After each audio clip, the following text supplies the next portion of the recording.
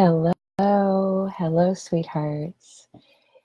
I'm here at the Conscious Bachelorette and just uh, working from a different direction. Working from a different direction today than my Francesca page, and seeing how that'll work, seeing what I think, and I'm just uh, turning something on and turning something off, and uh, just just 1 second, and we'll see if some folks are going to join us here. But even if they don't, today's Conscious Bachelorette is on Why Can't I Let Go?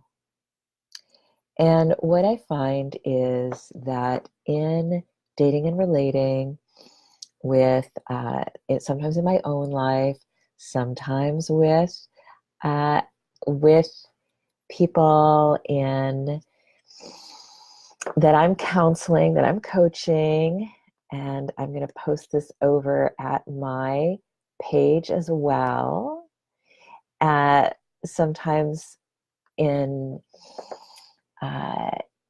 life, people find it very, very difficult to either let go, complete, or transition. And this is super, super common. And we're going to be talking about that today. So I'm just posting this over here so that more people can join us. And welcome to those of you who are joining. And welcome. So we're looking at why can't I let go?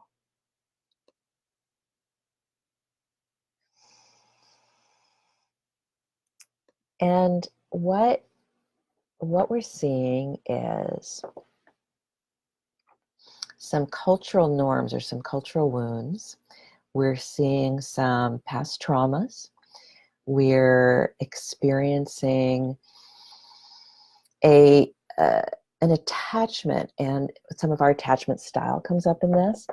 And let's just, as we do, take a couple breaths to land in this moment, really tuning in to maybe even some memories of past relationships and what we noticed, maybe tuning all the way back into our childhood and what we noticed in our childhood.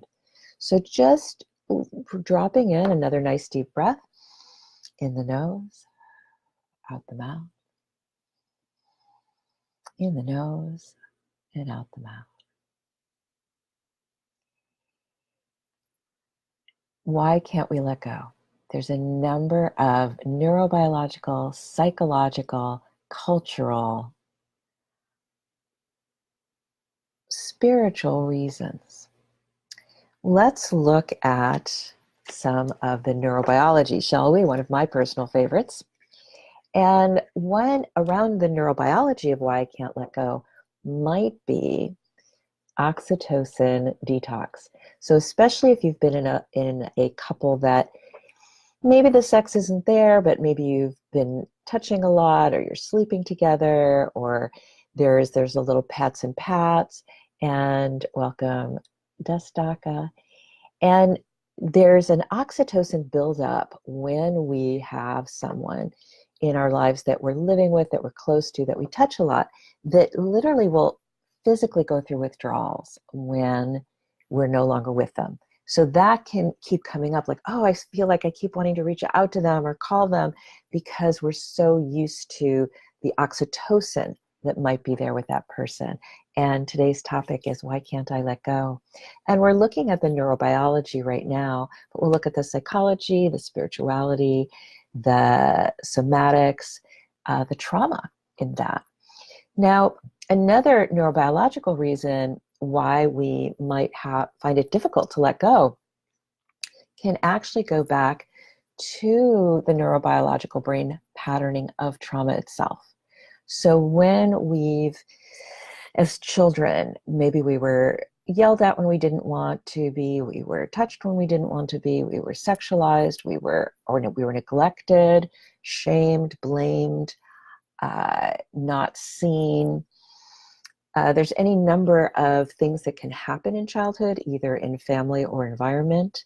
Approximately 60% of us have gone through this, and 96% of us raised in families or environments with missing functions, dysfunctional.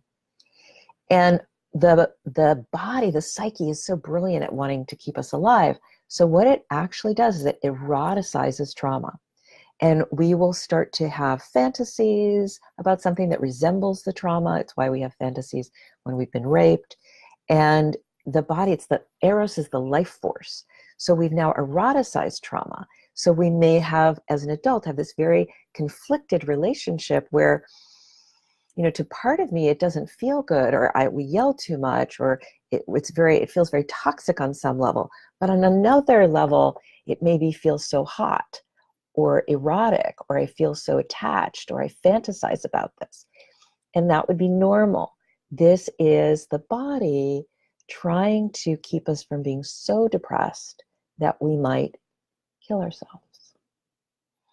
So I find the first step with that is to understand the neurobiological processes of trauma mapping the brain itself and mapping our eros.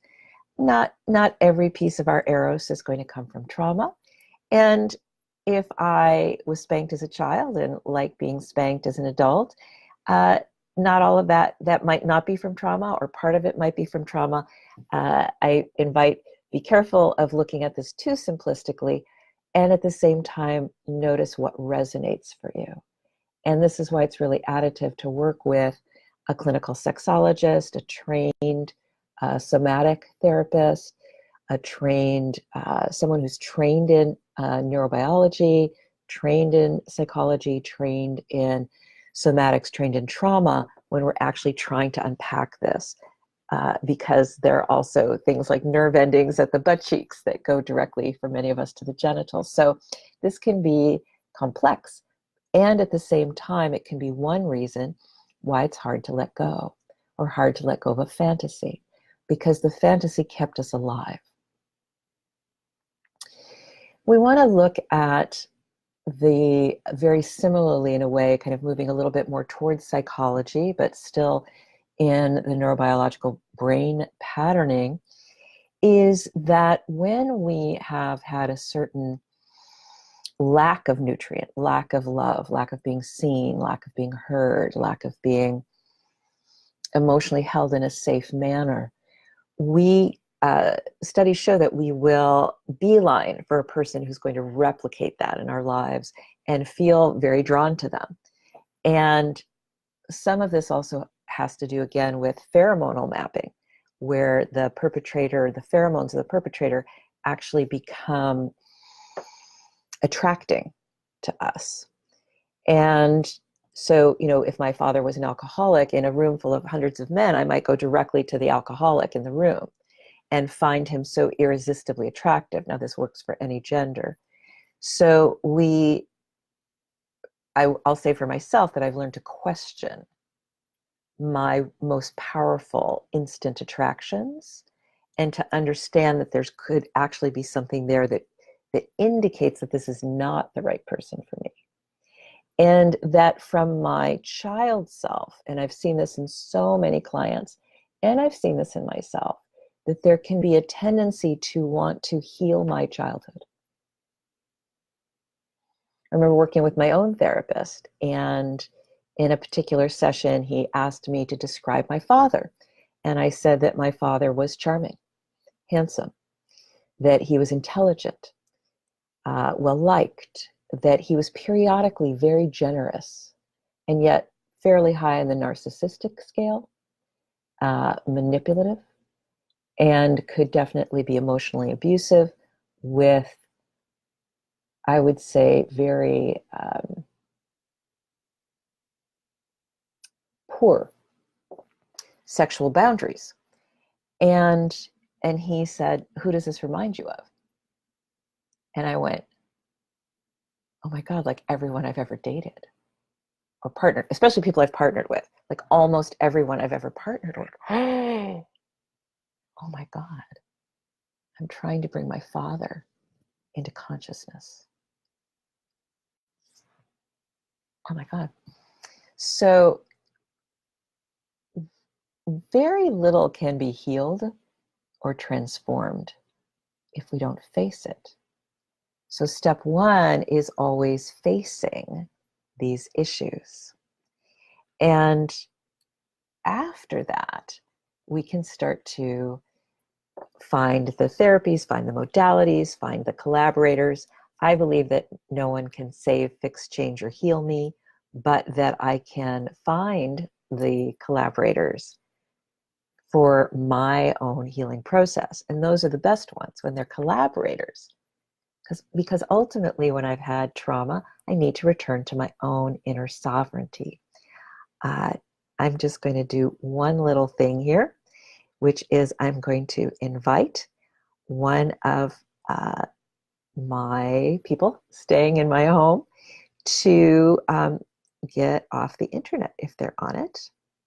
So just give me 1 second because it slows down the internet.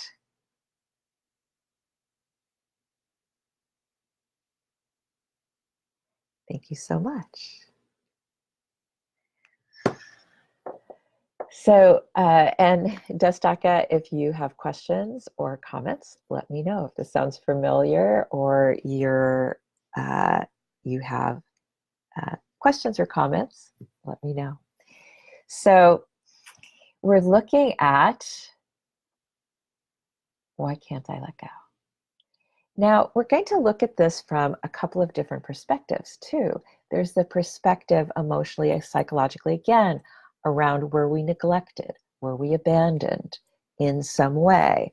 And there's more than one way to be neglected or abandoned. There's literally divorce and someone leaving, but there's not being seen, being parents having the child in order to feel good about themselves is a way to abandon. Not being seen and appreciated for who we are is a way to be abandoned. Having so much poverty or stress or trauma or mental illness in the parents that they can't really be there for us is a way to be abandoned. So there's many ways to be abandoned. And when we've had this experience, some of us will go towards a more distant attachment, a more avoidant attachment, in order to protect ourselves from not being abandoned again. We may, in fact, become the abandoner. One possible way that the psyche patterns is to become like the perpetrator. And this is why we have multi-generational trauma, because if we don't consciously try to shift the trauma patterns that were given to us, we'll have a tendency to perpetrate them. And so one possible way is to be avoidant, which if I had children, they might experience me as neglectful and abandoning. Another possible way is to become very, what's called insecure attachment. So then I would have a tendency to cling if I feel that the person is distancing in some way.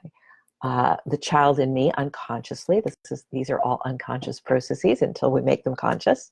The child in me is going to, don't go away, don't leave me. And the more the other person might want to distance or take space, the more I'll feel like I need to lean in or pursue. Very, very common in something that has been known as love addiction, where one person is withdrawing and one person is pursuing, and that where you often will have an avoidant with an insecure attacher with an avoidant attacher.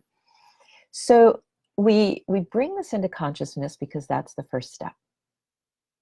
Consciousness is how we succeed. It's how we win. It's how we create a pathway forward. Now, good news, there's a pathway forward. We can come into wholeness. Wholeness. Challenging news. It takes work. Ongoing work, daily work.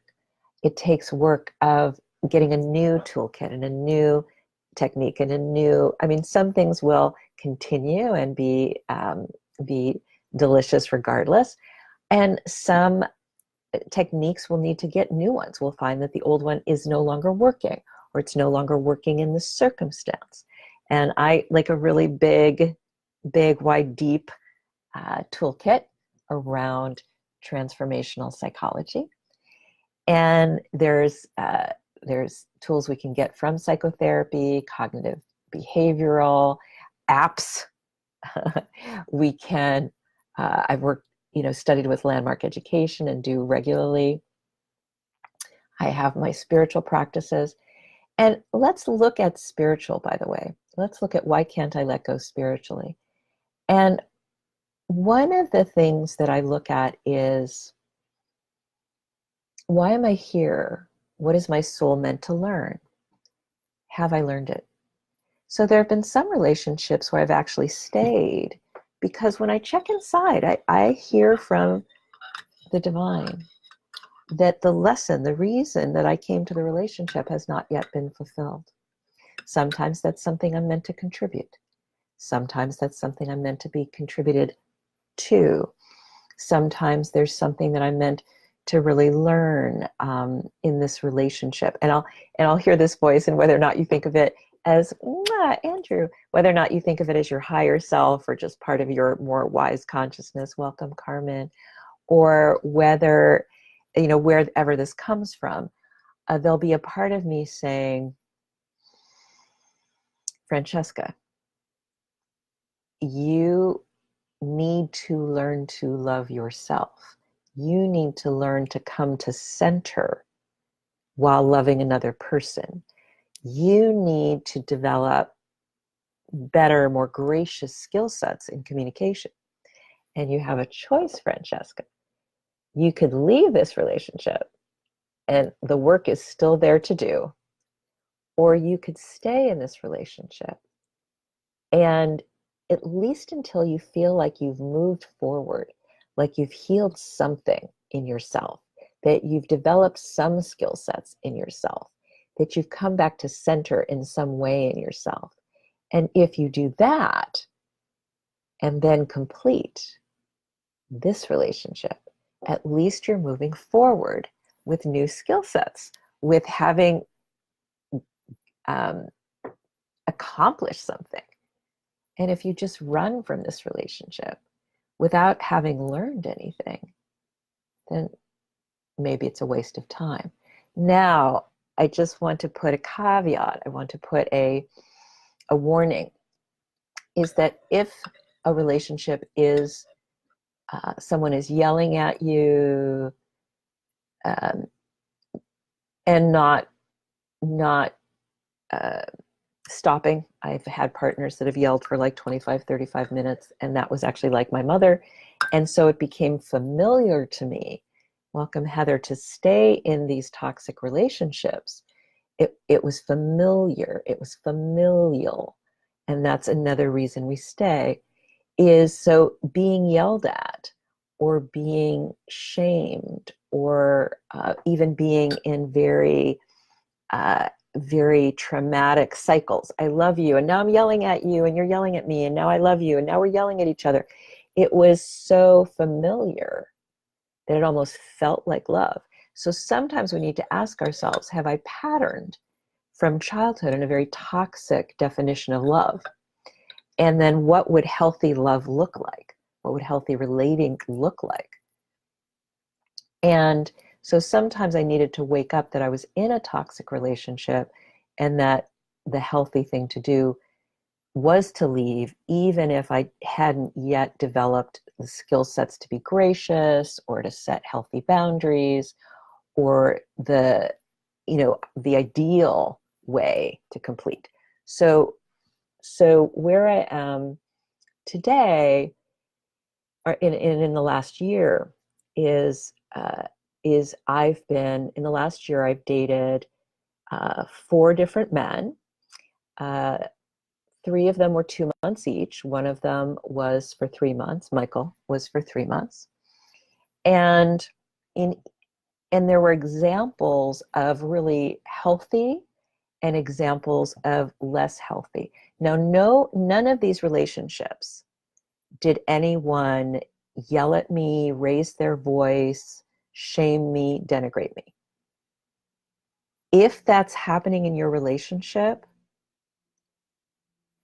it's really additive to either, definitely speak a boundary, but it's additive to take space and possibly leave.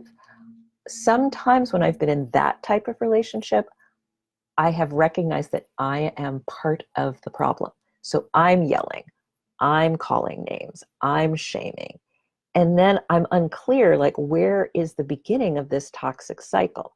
If you're like that and you're thinking, I'm not even clear where the fights start, there could be a tendency to say, that you started it. But when I really look, it becomes unclear. Then I do my inner work. I go back to nonviolent communication classes. I go back to Landmark. I go back to therapy. I do my inner work so that I come to center. And then I'm bringing my best skill sets. Now, this, once again, is if I'm not physically unsafe.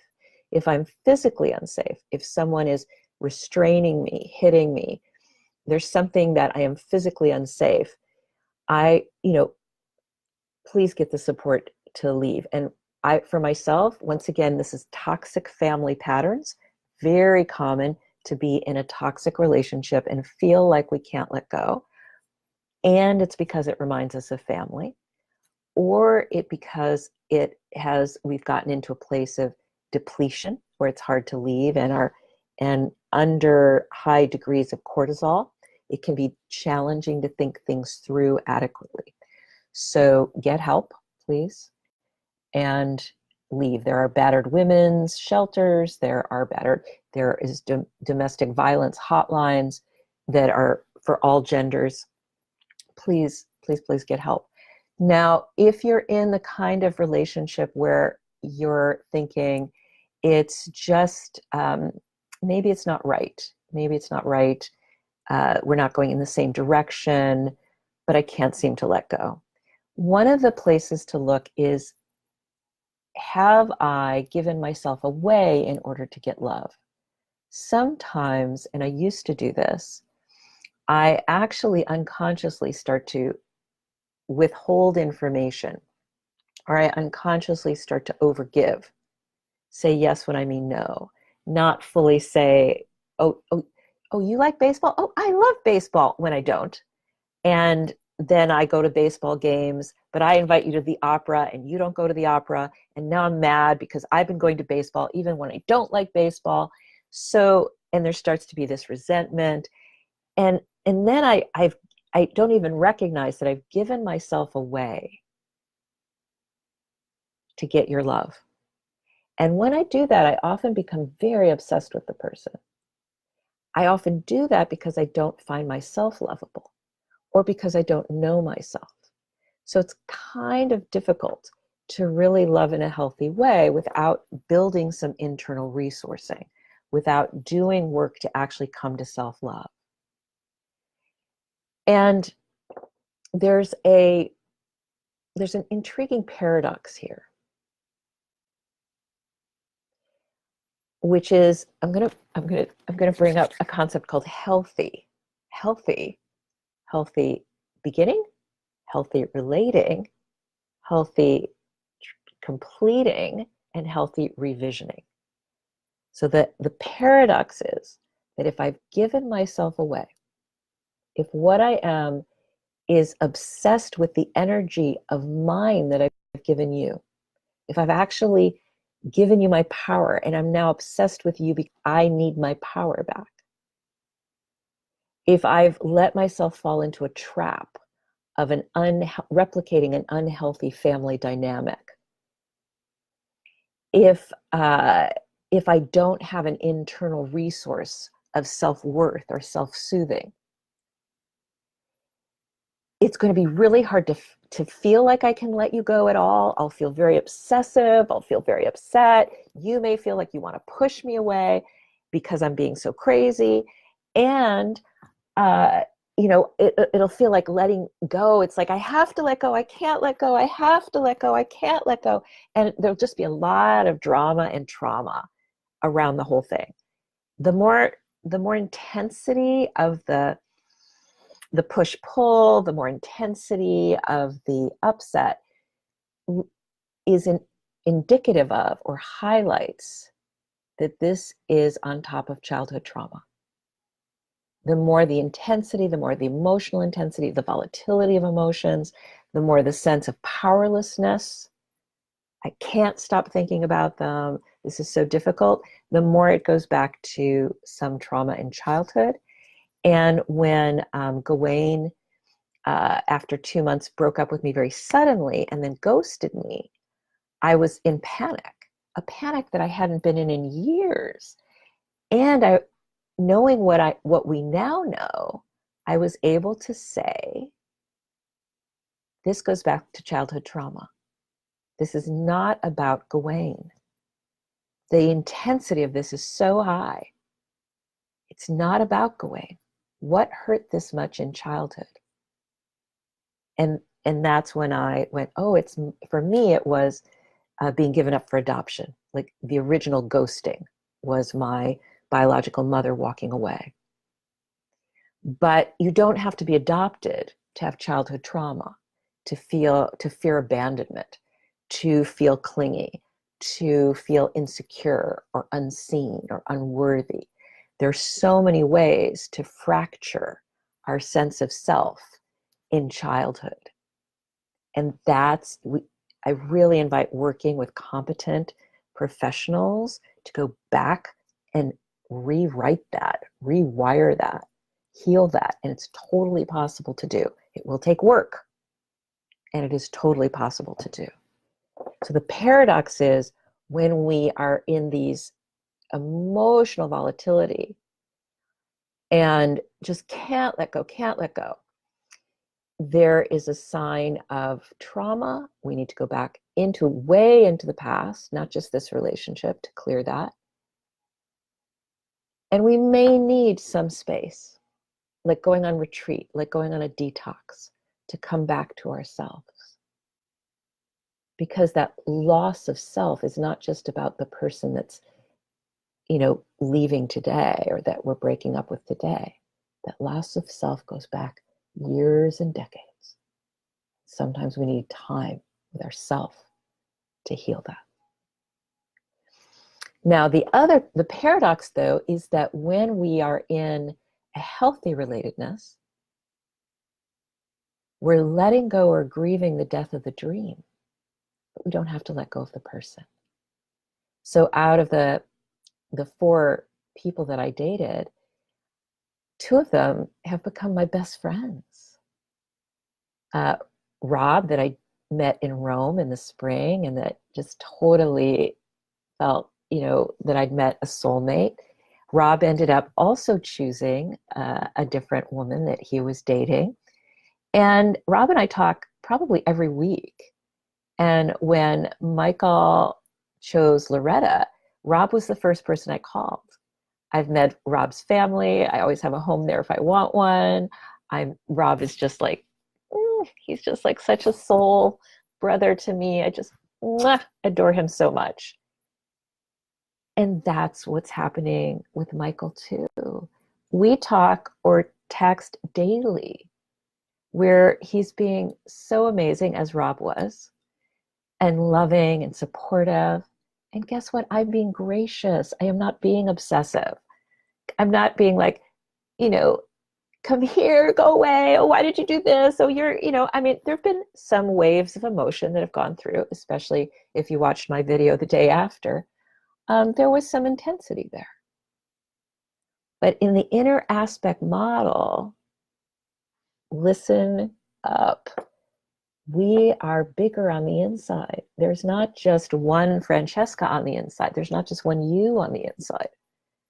There's still those little ones back there, the teenagers, the rebel teens. There's the wise self, the killers, the monsters, the saints. They're all in here. And the job is to actually develop an integrating adult self that listens and to all the inner aspects and makes balanced choices. The job is to develop or recover or discover an inner nurture for ourselves that self-soothes and loves and says you get to make mistakes and you're really precious and I adore you. I didn't used to have that one until just a few years ago. Our job is to make sure that our connection, spirit, or higher consciousness, or however we want to, consciousness itself or our wise self is clear, and that we can discern that voice from the voice of our selfishness, or the voice of our anger, or the voice of our wounded little girl, or the voice of our vengeance. So many of our voices are louder than the voice of the wise self. And so, having done a lot of this work and doing it daily, when I think about Michael, then I say, how's the little girl feeling? How's the romantic feeling? What does my wise self say? What is my creative self say? What do these different selves? What does the teen say? And then the adult and the nurturer and the wise self, I think of them as the dream team. They actually support the parts of me that are younger or more volatile. And then I can actually communicate to Michael, oh, parts of me are feeling sad, or parts of me are feeling angry. And I'm going to share with you soon, not today or not on this, my call with Loretta. So, which was beautiful, but I'm going to share with you why it was beautiful and what made it beautiful and what the inner work that each of us was doing to be gracious, centered adults versus, bitchy, competitive women. And I'm sharing with you the inner work that I'm doing to be a gracious, loving adult transitioning and revisioning relationship, rather than, as I have been, a needy, insecure, wounded little girl who just, her body kept getting older, but she wasn't getting any wiser. Aging and death are inevitable. Wisdom takes a hell of a lot of hard work daily. Healing takes a hell of a lot of hard work daily for the rest of our lives. And it gets easier, it gets better, and the work is there to do. And not doing the work, if you're me or like me, means that I get more and more upset, more and more volatile, more and more self-hating. If I don't do the inner work, it's like eating crap for my brain. I'm not going to feel good. And I can go right back into depression, and I have a tendency towards depression. I can go back into insecurity, and I have a tendency towards insecurity. And if I do the inner work, it's like a cleanse. The work in, like some people work out, I work in. It's a cleanse for the brain, a cleanse for the mind, cleanse for the heart. So when we look, why can't I let go? Look to trauma, look to childhood. If it feels like an obsession, if it feels very volatile, if there's a lot of come here, go away, or a lot of cycles of breaking up and getting back together, or a lot of upsets, a lot of arguments, a lot of pain that feels very unresolvable or deep, look to childhood trauma and heal there. And if how you're feeling is, this is a wonderful human being, I'm proud of who I've been being in the relationship, and now the dream is ending and there's some sadness there. And at the same time, there's love and appreciation of who each of us is as a precious human being. There's no need to let go of anything but the dream. And the relatedness, the love, can be revisioned. Thank you for joining me on Conscious Bachelorette as we look at what it is to date and relate and sex and end and begin and transition and revision in a healthy way.